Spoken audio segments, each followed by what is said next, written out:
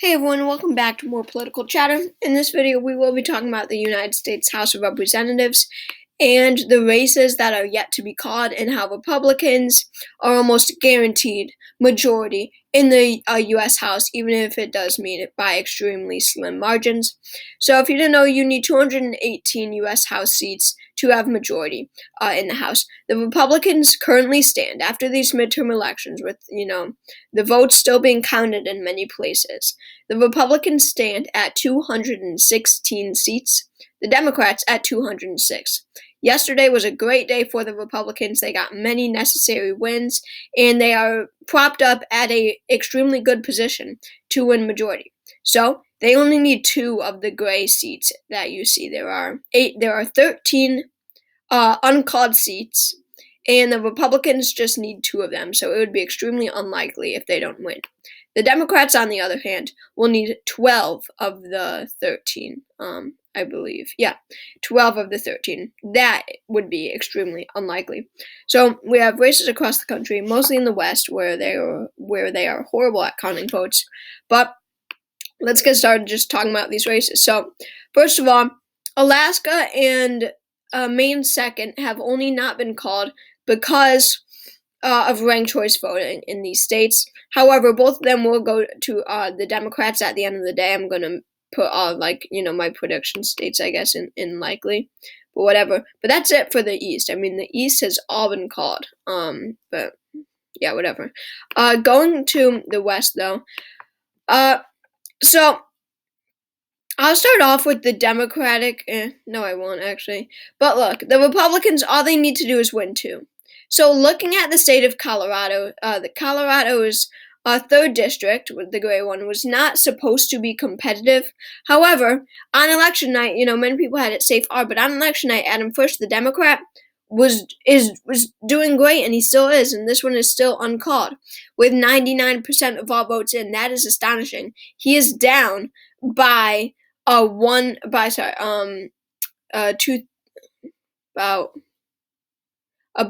1,000 votes. Wow, he actually increased his thingy, whatever. But yeah, he's only down by about 1,000 votes at this point. It's a 0.4 difference. And of course, he still has a shot. But I mean, I see Lauren Boebert definitely winning this race. She took the lead. Whoops, Democrats actually have one more seat over here in Texas. But anyway. But yeah, I definitely think that Boebert is going to win this race. I mean, she was gaining on Frisch the whole time, and, based off of those trends, it's looking like a win for her. And then look at that. We're done with everything else, and all we have is the state of California, which has proven to be extremely horrible at counting these votes. So Republicans just need one of the 1, 2, 3, 4, 5, 6, 7, 8 races. I believe that one was called, and I just didn't. Yes, it was. Sorry, there was one more. Democrats are at 210 now, Republicans at 217. But looking at our map, I am pretty confident that what's her name? Katie Porter will win by a very small margin just because of her national popularity and how she has risen in popularity nationwide across the country. I'm also confident that Mike Levin will win. He's gotten Biden came and campaigned for him. He's got major Democrats coming in campaign for him. He's had a good record, and his electoral resume is pretty solid. I mean, he won 2020, 2018. And I'm comfortable with him giving him a win. He's currently up by 5% with 84% of all votes in. Katie Porter is up. Let me see here. Katie Porter is up by only 1.6 with 78% in. So that's one to look at a bit more. And then we have the 41st district. We have Ken Calvert, the Republican incumbent, who's currently up by just over a percentage point. This is the 41st district. He's up by just over a percentage point with 82% in. 3 percentage points. I don't know why I said 1 percentage point. 3 percentage points. I feel that he is on track to victory, saying that, he won in 2020. It was much more a Democratic favored year. I mean, With that, Republicans have majority alone. So as you can see, it's going to be extremely easy. I think that Mike Garcia is going to win in the, the 27th district, the 17th district. It's the 27th, okay. And his Democratic opponent, Christy Smith or something? Let me look. Yeah, it is. Christy Smith, she's like a perennial candidate at this point. She runs every single year, and she's always come up unsuccessful. She has had a horrible electoral victory. Saying that Mike Garcia won in 2020, I feel that he's going to win once again.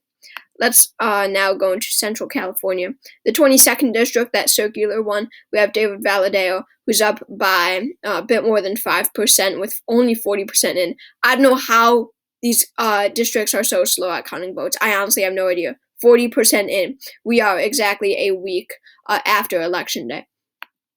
But I think that he's on track to win. Again, saying he won in 2020, this is more of a Republican favored year. The 13th district, right in the center there. This is an open district. We have Adam Gray against the Democrat versus John Duarte. And Gray leads by only 0.8% with 58% in. This one I've had lean R in my tilt R in my predictions before Election Day, but those were way off. This one I'm unsure about, but the point is that Republicans are favored. Okay, they already have 220 seats. So say Adam Gray wins. Say Josh Harder wins. I do believe that Josh Harder will win re-election. And say that in the 3rd district, that final district, an open district, Kermit Jones wins, even though he is down by 5% with 52% in. Republicans still have a majority of the House, okay? They still have 220 seats. But I do believe that I forget his name, will win. I believe that Adam Gray will lose. I forget the Republican's name. But I think that's how the map will play out. But the point is that Republicans are heavily favored right now. It would really take something astonishing for Democrats to pull out a victory. And although a Senate majority will be close, Republicans definitely have this right now. So thank you all for watching.